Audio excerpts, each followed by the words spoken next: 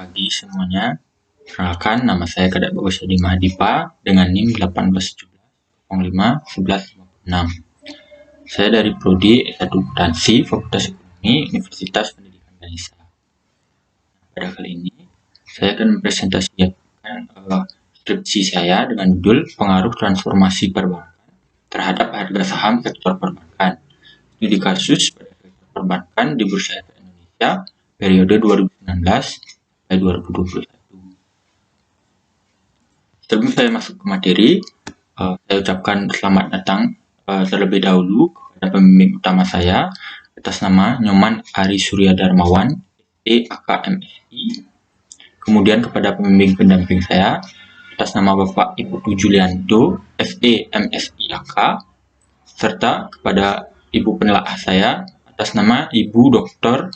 Nikadek Sinarwati, SE/MSI/AK. Baik, langsung saja ke materi. Pada kali ini saya akan membahas 5 bab materi pada skripsi saya. Pertama itu bab 1 pendahuluan, kemudian bab 2 kajian teori, bab 3 metode penelitian, bab 4 hasil dan pembahasan, serta bab 5 penutup. Baik, langsung saja kepada bab 1 pendahuluan mengenai latar belakang masalah.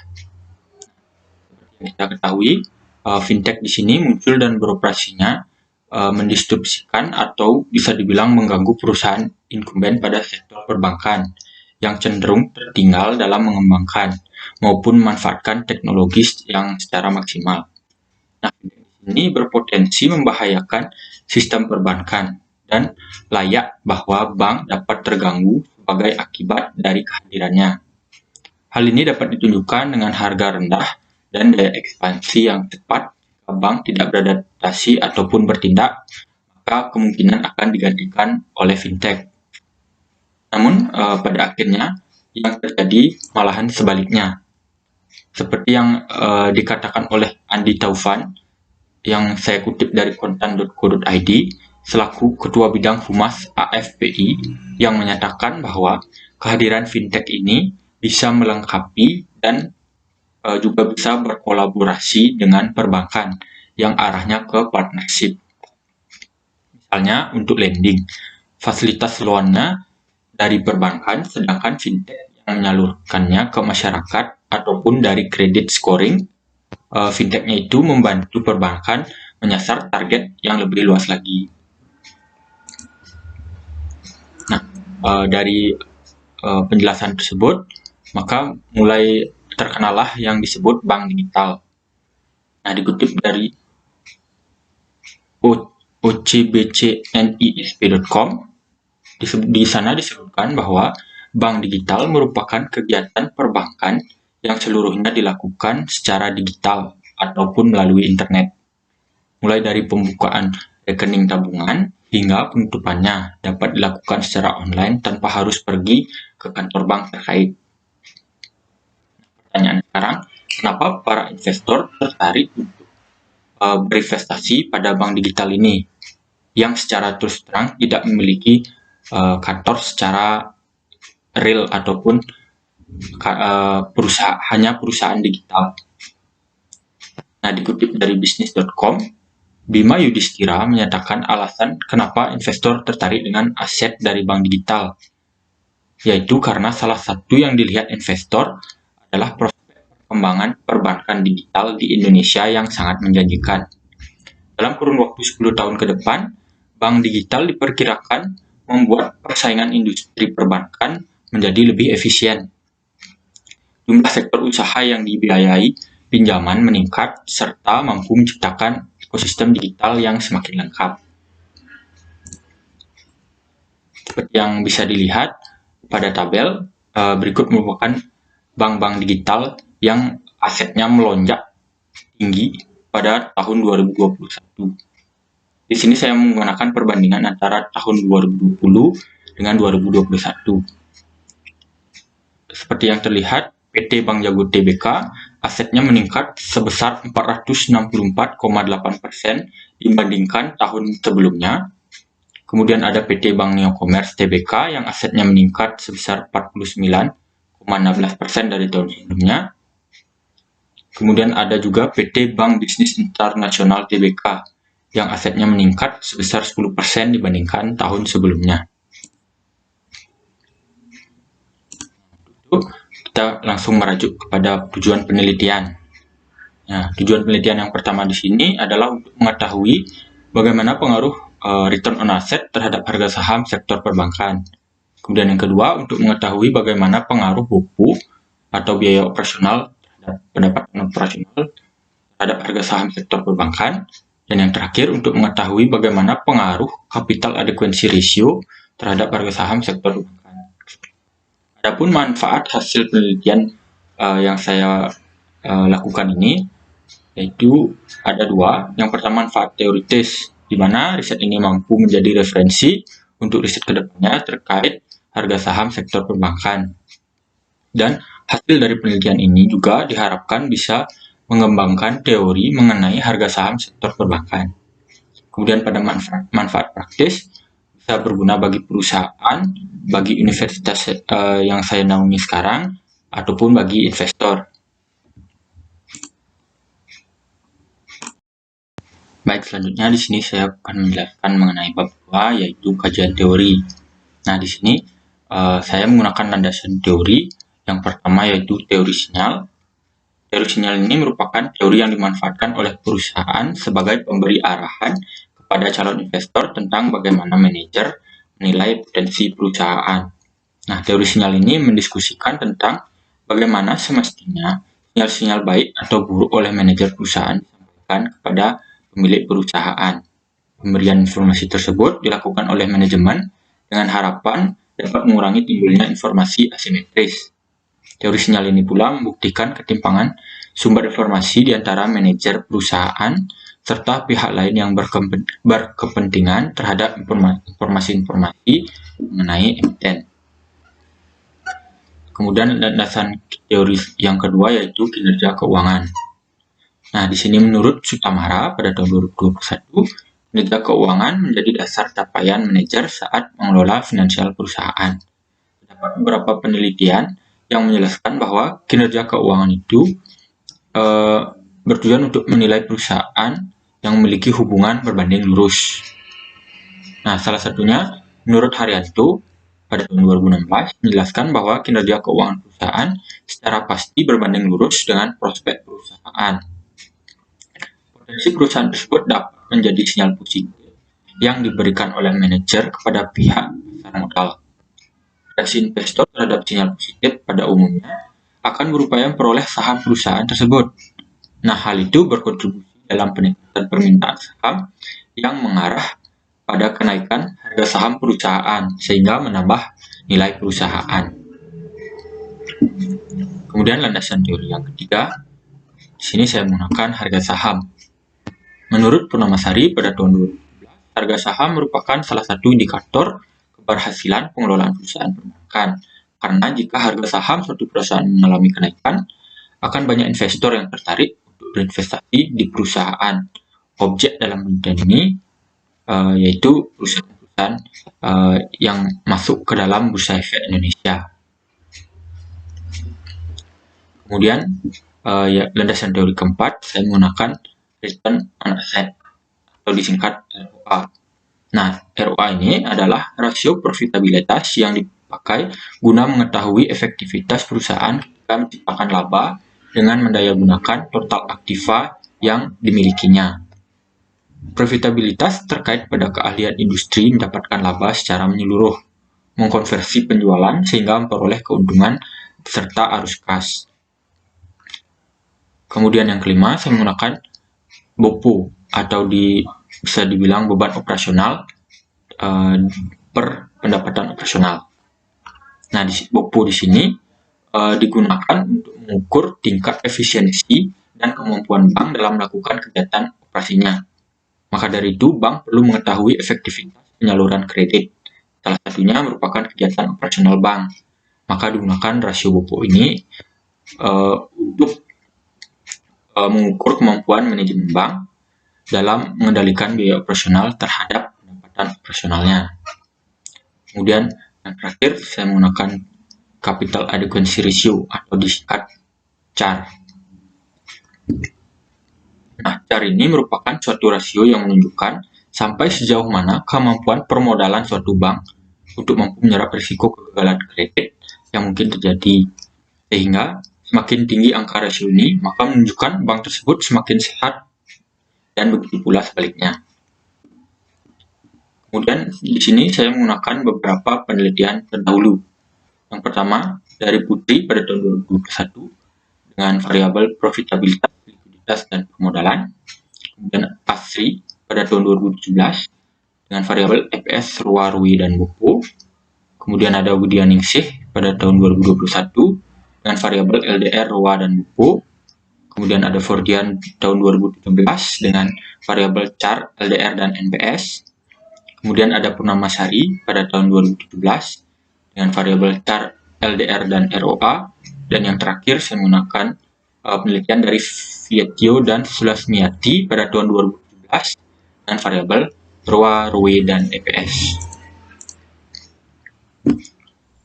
Baik, selanjutnya di sini adalah kerangka berpikir dan hipotesis. Di sini saya menggunakan kerangka berpikir yaitu return on asset X1 sebagai hipotesis 1, kemudian beban operasional terhadap pendapatan operasional atau bisa dibilang BOPO sebagai X2 dan hipotesis 2, dan yang ketiga yaitu capital adequacy ratio atau CAR sebagai X3 dan hipotesis 3 terhadap harga saham yang menjadi Y, variabel Y-nya. Nah, hipotesis yang saya gunakan di sini adalah H1 ROA berpengaruh positif signifikan terhadap nilai perusahaan. H1 ROA berpengaruh positif signifikan terhadap harga saham. Yang kedua, H2 BOPO berpengaruh negatif signifikan terhadap harga saham. Dan yang terakhir, H3 CAR berpengaruh positif signifikan terhadap harga saham.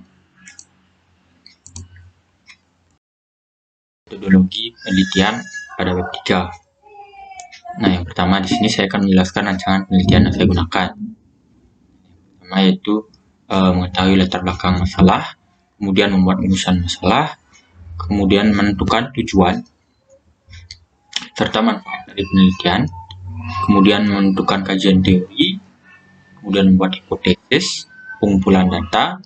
Barulah setelah mengumpulkan data, saya melakukan analisis data. Nah, di sini saya menggunakan beberapa analisis. Di antaranya yang pertama yaitu uji statistik deskriptif. Kemudian setelah melakukan uji statistik deskriptif, saya menggunakan uji asumsi klasik yang memiliki beberapa bagian. Di antaranya yang pertama yaitu uji normalitas, kemudian uji multikolinearitas, yang ketiga uji autokorelasi, dan yang keempat uji heteroskedastisitas. Setelah melakukan uji asumsi klasik, barulah saya bisa melakukan uji hipotesis. Di sini saya menggunakan 3 uji hipotesis. Yang pertama, analisis regresi linear berganda, kemudian melakukan uji T, dan yang terakhir melakukan uji koefisien determinasi. Setelah melakukan semua uji tersebut, barulah bisa mendapatkan hasil analisis serta pembahasan, dan dari pembahasan tersebut membuat kesimpulan serta saran. Subjek penelitian yang saya gunakan pada penelitian kali ini, pada awalnya saya mendapatkan sebanyak 45 perusahaan perbankan, namun setelah melakukan purposive sampling terhadap perusahaan tersebut, pada akhirnya saya menggunakan 10 perusahaan, hanya 10 perusahaan dari ke 45 perusahaan yang saya dapatkan sebelumnya. Nah, purposive sampling yang saya gunakan di sini yang memiliki beberapa syarat. Yang pertama yaitu perusahaan sektor perbankan yang secara konsisten terdaftar di Bursa Efek Indonesia selama periode penelitian. Yang pada penelitian ini yaitu tahun 2019 sampai 2021. Kemudian syarat yang kedua, perusahaan sektor perbankan yang mempublikasikan data yang dibutuhkan oleh peneliti terkait pengukuran variabel yang diteliti. Dan syarat yang terakhir yaitu perusahaan-perusahaan tersebut harus masuk ke dalam top 50 biggest market capitalization tahun 2021.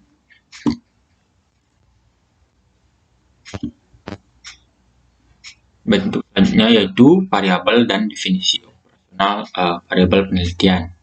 Nah, untuk ROA sendiri, ini bisa terlihat bahwa ROA memiliki rumus yaitu laba sebelum pajak dibagi rata-rata total aset dikali 100%. Kemudian BOPO dengan rumus biaya atau beban operasional dibagi dengan pendapatan operasional dikali 100%. Dan CAR dengan rumus modal dibagi aset tertimbang menurut risiko dikali 100%. Nah, metode pengumpulan data yang saya gunakan di sini, data riset ini dihimpun dari website yang mempublikasikan laporan keuangan tahunan bank seperti Bursa Efek Indonesia ataupun website resmi perusahaan perbankan yang memenuhi kriteria sebagai sampel.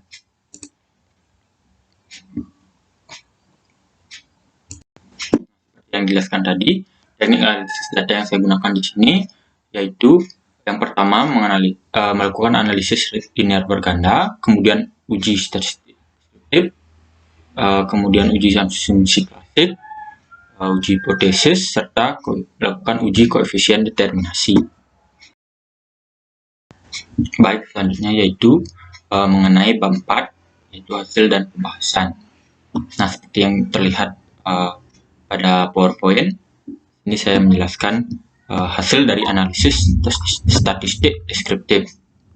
Nah, data hasil uji pada tabel pada PowerPoint tersebut menunjukkan bahwa data ROA perusahaan perbankan memiliki skor minimum minus 18, skor maksimum 0,04, dan skor rata-rata 0,0000 dengan standar deviasi yaitu 0,04515. Standar deviasi ROA memiliki nilai lebih besar dari skor rata-rata yang mengungkapkan bahwa ROA mempunyai sebaran skor yang semakin jauh dari skor rata-ratanya. Nah, hal ini juga bisa diartikan bahwa ROA mempunyai data dengan tingkat variasi yang tinggi.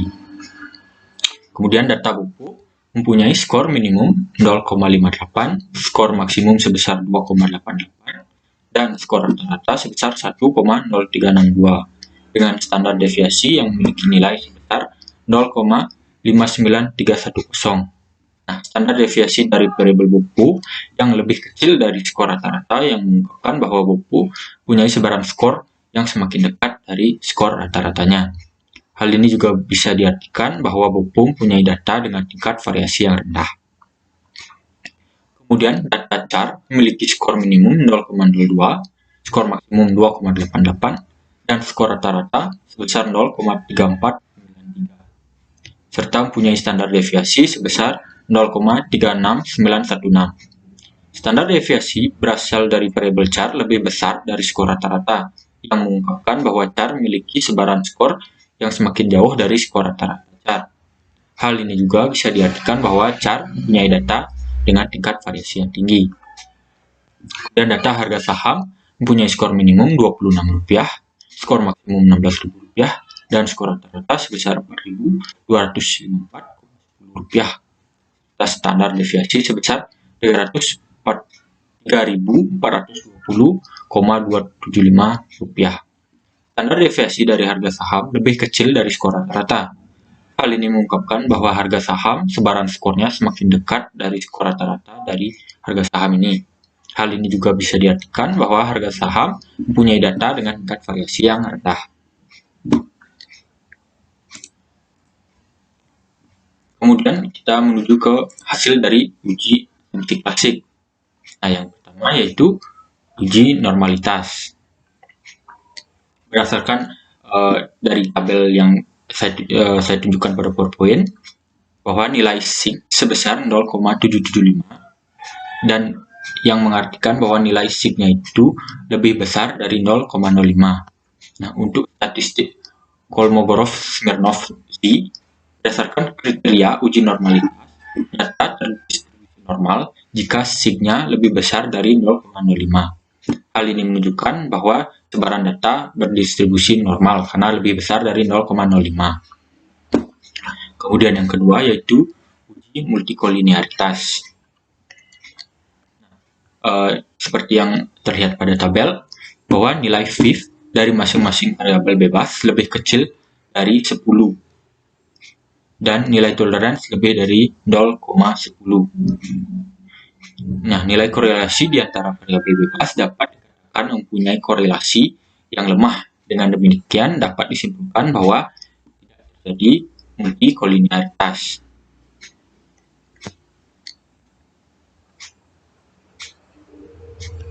Kemudian yang selanjutnya ada uji heteroskedastisitas. Nah, seperti yang terlihat pada tabel, diketahui bahwa nilai signifikansi detail ketika variabel bebas pada bagian unstandarized residual lebih besar dari 0,05. Jadi dapat disimpulkan bahwa model regresi yang digunakan tidak terdapat adanya gejala heteroskedastisitas. Dan uji asumsi kelas yang terakhir yaitu uji autokorelasi. Nah, seperti yang terlihat pada tabel, berdasarkan tabel tersebut diketahui bahwa nilai signifikansinya itu sebesar 0,259 yang melebihi tingkat signifikansi dengan jumlah 0,05. Nah, dengan demikian disebutkan bahwa tidak ditemukan autokorelasi pada data yang digunakan. Kemudian setelah melakukan uji asumsi klasik, kita akan merujuk pada pengujian hipotesis. Nah, pengujian hipotesis yang pertama di sini saya menggunakan analisis linear berganda.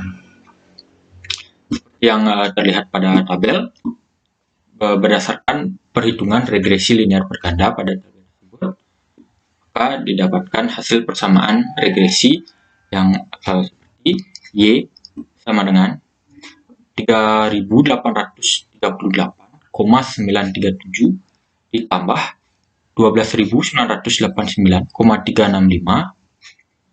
dikurangi 1.017,414 dan dikurangi 4.571,495.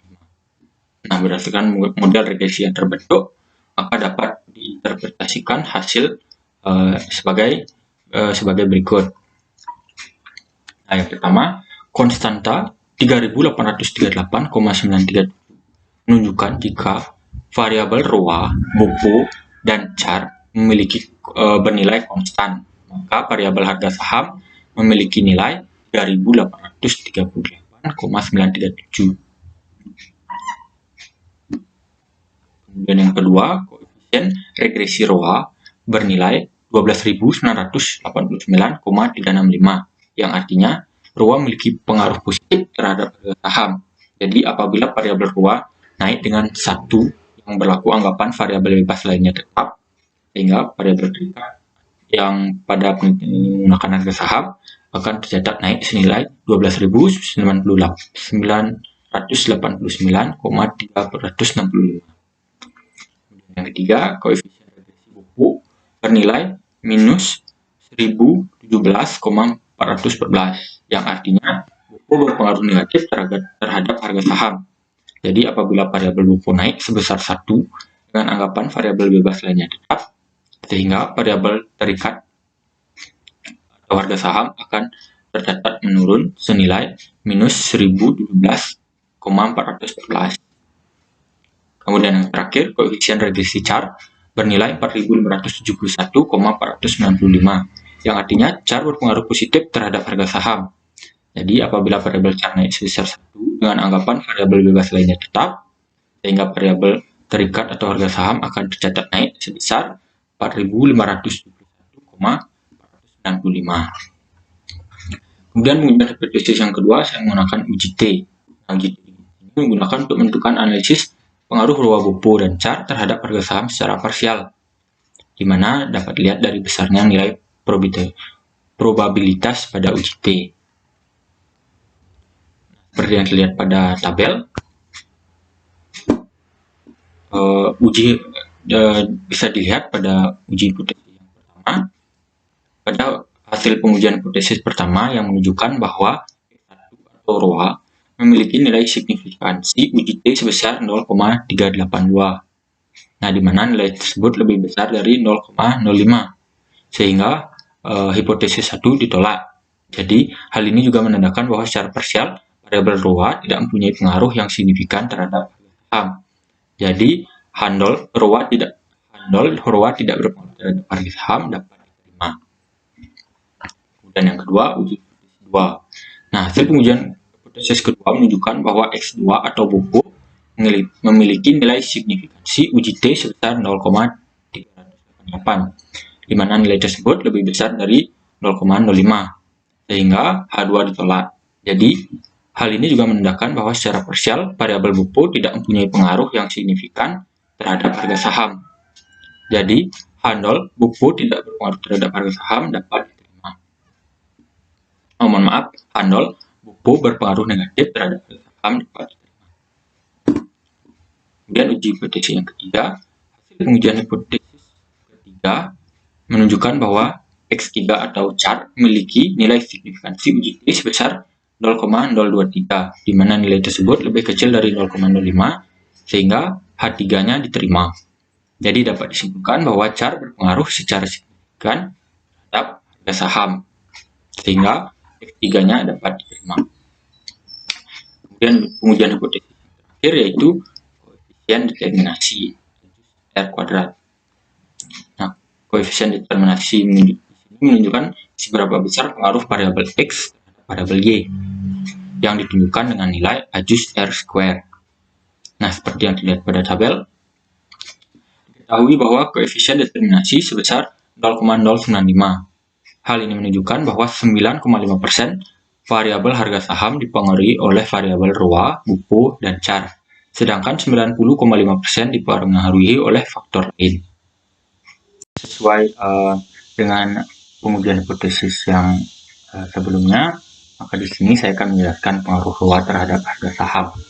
Nah, berdasarkan hasil dari analisis regresi linear berganda, didapatkan bahwa koefisien regresi ROA sebesar 12.989,365, yang berarti bahwa apabila terdapat penambahan ROA sebesar 1 satuan, maka harga saham akan bertambah sebesar 12.989,365 satuan dengan berasumsi variabel lain nilai tetap.